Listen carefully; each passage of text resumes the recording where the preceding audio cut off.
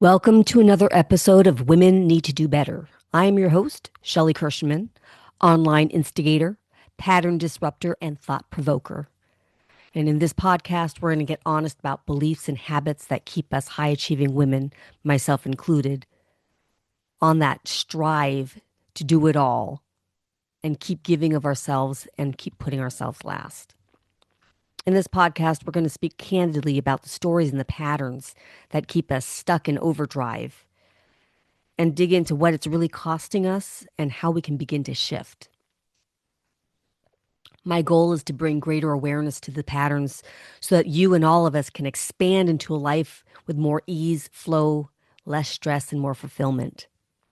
You'll learn how to continue contributing and supporting others without sacrificing yourself in the process, because realistically, that's what we love to do, is help everyone else. But we got to help ourselves as well. So if you're ready to challenge that status quo and create some space to give you joy and balance, then you're in the right place and we can expand together starting right now. In this episode, when being supportive makes you the villain, we're going to explain what happens when you're genuinely trying to be supportive, loving, and present for someone you care about, and that somehow gets misinterpreted and getting you labeled as being the problem. I want to talk to you about the dynamics that show up when one person is locked in fear and negativity, or maybe just overwhelmed, while you're trying to do everything you can to stay grounded and regulated. How these moments, we as women are often expected to be both the emotional regulator and the emotional container, and that's when it becomes a lose-lose situation. This episode isn't about diagnosing anyone. It's not about fixing anyone either. It's about giving it a name, labeling what is actually happening when our support stops landing, when our love is misunderstood, and when being strong or positive makes us the villain. And so I'm going to talk to you about what real support actually looks like, what it doesn't look like, and how you can stay compassionate without abandoning yourself or absorbing that energy that's not yours to carry. And I bring this up because if you, like me, have ever walked away from a conversation wondering how we can love so deeply and care so much and still be made out to be the bad guy, if it's ever happened to you, this episode is for you. And I want to start by saying I almost didn't want to record this because this is fresh for me, of something that just happened very recently. But as I was thinking about what happened, I felt it's something that is important to talk about because this is so real for so many other people. And if I can help just one other person listening to this understand, then I've done my job. This episode is for the women out there that are trying to be supportive and loving, trying to be present for their partner, and get swept into that confusion. Why am I the bad guy? And then you start questioning yourself, questioning your worth, your words. Did I say something wrong? Am I being insensitive? Am I not doing enough? What am I supposed to do? And this episode, I want to just be clear. It's not about how to fix problems to find solutions. What I want to talk today about to you is about the dynamics in supporting someone and what that looks like under the surface on both sides. So if you followed me for any amount of time, you know my story. My husband has a long medical history. It's heavy, it's deep. And what I wanted to hit today on is what matters about how fear can change people and how it affects people that love them. My husband clings to fear a lot, and I love him so much. And that fear affects both of us. Recently, we had a conversation with one of his doctors. There's some things going on, and the message delivery from the doctor left Brian feeling a certain way. And as all of us, when we are delivered news, we are processing that in our heads, deciphering what that means to us. What does that mean for our life? What does that mean for direction that we go? And it can be scary, especially if you don't really understand or you don't know the outcome. A lot of us have a hard time letting go of control of the outcome, and it's rooted in fear. And because of how heavy this topic was, what's going on, he was asking me for co-regulation in fear. And I don't give that. I offer co-regulation in safety. And those two things are incompatible. And what I mean by that, co-regulation and fear, when someone is in fear and they want you to help regulate their fear, when you tell them something hopeful, it feels invalidating to them. When you try to be positive, they take that as you're dismissing what's going on. When you try to give them a sense of logic to step back and get them out of the fear, they feel like you're abandoning them. When you talk to them in a calm way because you're trying to get them into that safe space, that calm to them feels threatening. So when you're grounded and giving them that loving support that you are trying to give them, their system experiences it in an entirely different perspective. You're not taking this seriously. You don't care what's going on with me. It's not you, it's me, so you don't care. And it's none of those things. And you're not doing anything wrong. It's just that where they are at, their nervous system cannot access that sense of safety in that moment. So trying to give them comfort means that you're trying to pull them out of their fear. But the fear is what gives them certainty. It's where they live. It's what they understand. It's what's familiar. And when they're already freaking out about what's going on, safety is the last thing that they can cling to.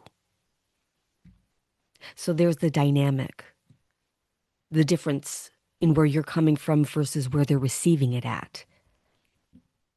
Clarifying the shift, not trying to pull them out of their fear, but what I was dealing with really wasn't about his health, the circumstances that were going on, or even the words that I was saying. It's about where he was emotionally at, locked in that fear, trying to regulate in fear, which, as you know, that's what you're going to get. So in situations like this, if you've been in that yourself, you understand that your brain is going to, okay, I need to emotionally regulate him. I need to be there to help him see what he's not seeing, so that way he's not going to continue on that fear pattern. But when you do that, he feels dismissed, and he's really asking you to be the emotional container, to hold his fear, to hold his anger, his hopelessness, his despair. Join me in all these feelings. And those two roles are incompatible. You can't choose fear as a coping mechanism while trying to regulate and be safe. But understanding where he's coming from, that fear feels safer than the hope. Because doom, as odd as it sounds, will give people that certainty. Hope requires vulnerability, to let go of the control, to lean into the unknown. But here's where you can kind of shift yourself in that situation. recognize that you can sit with someone else's fear without agreeing to it. You don't have to validate the story because then it's just going to hurt both you and him. And the hard part is when you're giving that support, you might be feeling attacked with, your positivity is bullshit. You don't care. You don't understand. It's not you. But the thing is, their inability to receive your support doesn't mean that you failed at giving it. You can still give it. You can still be there. It's up to them to accept it. Because what's really going on is they're overwhelmed by their fear. They're not really looking for your support in the way that you're trying to give it. They don't want that relief. They want certainty. They want guarantees. But they also know that it's something they're not going to get. So they're asking for something that they know they won't get, which keeps them in the fear, which keeps them feeling safer but overwhelmed and anxious. But again, it goes back to that's familiar for them. Fear feels safer than hope because it doesn't ask anything of it, whereas hope asks you to let go of control. It asks you to believe in something that you can't see, that's not guaranteed. And that's the mismatch. Your reassurance for whatever situation they're going through, their fear has them hearing you dismissing them. Your perspective for some kind of positive outlook, their fear ears hear abandonment. When you're calm and they're dysregulated, how can you see them, is what they think. If you really saw me, you would be freaking out with me. You'd be freaking out and you would be in fear and you would be helping me validate that I am right to be in fear. So by trying to calm them down, it's not because they're not ready to hear that. You're offering co-regulation in safety. Here's a way to reframe what your mental chatter is telling you. But they don't want to regulate in that safety. They don't want to take the step outside of their fear bubble. They want to co-regulate in that fear. And you can't offer both. So therefore, you're the villain. And that's when you got to flip that narrative. And you need to start learning how to recognize when you're saying these things, are they receiving it or are they deflecting it? Because otherwise, you keep pushing is what they see. When you don't feel yourself as pushing, you feel yourself as offering. And you go from that supportive partner to being called uncaring, dismissive. You're too positive. You don't understand. You don't care about me. And being told that you don't care about someone when you're exhausting yourself trying to care, I know firsthand, it's incredibly dysregulating to my own system. It used to make me want to explain myself or overfunction until I finally get to the point where I just shut down. And I remember that someone else's inability to receive my support doesn't mean that I've failed at giving this support. So what does that support look like when you are up against something like this? When you want to support your loved one, you want to be there for your partner when you see them spiraling, when you see them suffering, and you can see how much they're hurting. Then you can listen without interrupting.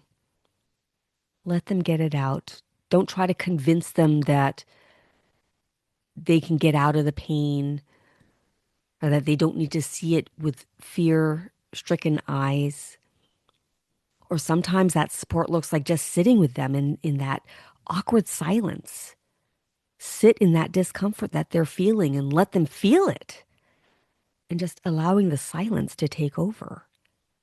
I know for me, I worked a long time to be able to keep my silence.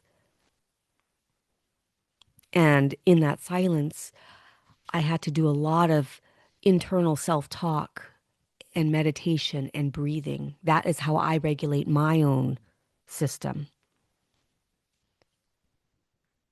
You can also acknowledge their fear without feeding into it. Things like, I hear how scared you are.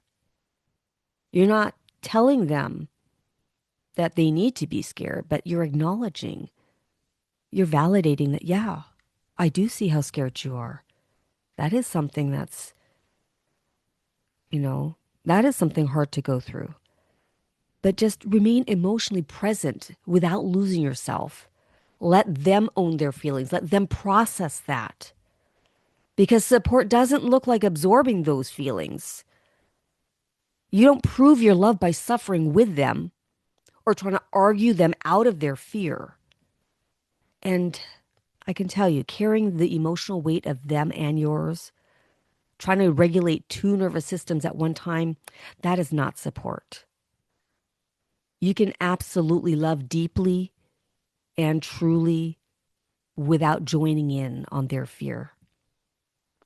And I hope that you can try to normalize boundaries that protect your love instead of destroying yourself in the relationship while you're trying, because you're trying at two things that are not going to fit together. So normalizing some boundaries to keep that compassion in the relationship is sometimes stepping back, and that's not abandonment. That's exactly how you can regulate yourself. Can't tell you the number of times that my husband has been in his fear and gets swept by his emotion. And sometimes for me, it's too heavy to be in the room. And I say, I'm going to have to leave. I love you so much, but I can't be in this energy right now. So I'm going to take a minute and I'm going to go meditate and I'll be right back. And I love you so much. Those boundaries for you can also sound like, I hear how scared you are. I'm here with you. And being there with him doesn't mean you're taking on his emotions. It doesn't mean that you are going to help him continue on that pattern. Just sit in the silence. Sometimes I just hold him, but I let him feel his feelings because that is his job. I take deep breaths to regulate myself. And sometimes he can feel that, and it helps him regulate too. Another thing is if the emotions have gotten too strong that we're in separate rooms, he's left the room because he's feeling too overwhelmed and too overstimulated. I've got all these thoughts in my head, and sometimes I want to grab my phone and just text him, but don't. Don't text in that moment, in that kind of energy. Choose to regulate yourself overreacting in that moment. And put a name to what you're doing to help you build that resilience to regulate yourself. You're not going to fix him. You're not going to convince him. You're not going to chase his emotions. Those are key things to help you so that you can help others. Because realistically, sometimes the most loving thing that you can do is stop trying to fix what's not yours to carry. It's not yours to fix. It's not yours. You do them a disservice by trying to fix everything for them. They'll never learn how.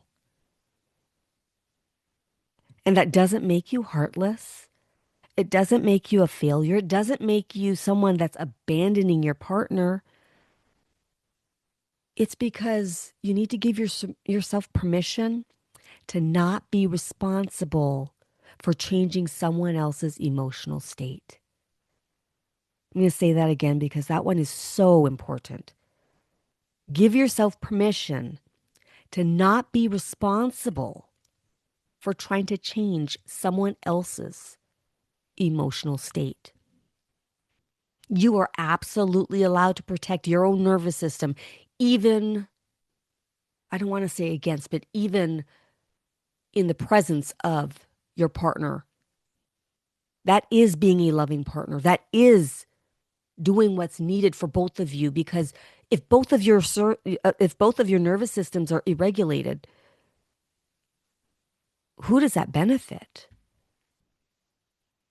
You have to work on yourself first. It's like that mask that comes down in the airplane, right? You need to take care of you before you can take care of anybody else. And you're allowed to protect yourself. Build that resilience. And it takes time. I can tell you, I've worked on this for years. And sometimes when I thought that I had it all right and I'm solid, I'm resilient, something will happen and it'll take me down a notch. So it's not something that is ever one and done or practiced and done. You're never done. This is a constant work. You're going to always be working on your nervous system. New challenges will come and present themselves into your life. And that's the kind of inner work I've had to do on myself. And now I do that kind of work with other women. I guide them through all the different things that happen in life that take us down a notch. Because as high achieving women, face it, we are the go-to for our loved ones. We are the ones that have to regulate for ourselves first. And when you can learn to lean in with compassion, but still stand firm without guilt, that's where the magic is. If this episode landed for you, it's probably because you're holding more than your share. But I want you to know you don't have to keep doing that alone. I talk about these kind of dynamics often on my podcast, in my trainings, and I do it because this stuff really matters. Regulation is a form of self-love, and choosing yourself doesn't mean that you're choosing against anybody else. So if you want to keep having these conversations with me, if these podcasts resonate with you, make sure you're subscribed so you don't miss the next episode. And if you'd like to work together, you can find everything that you need in the link in my bio. Love you guys.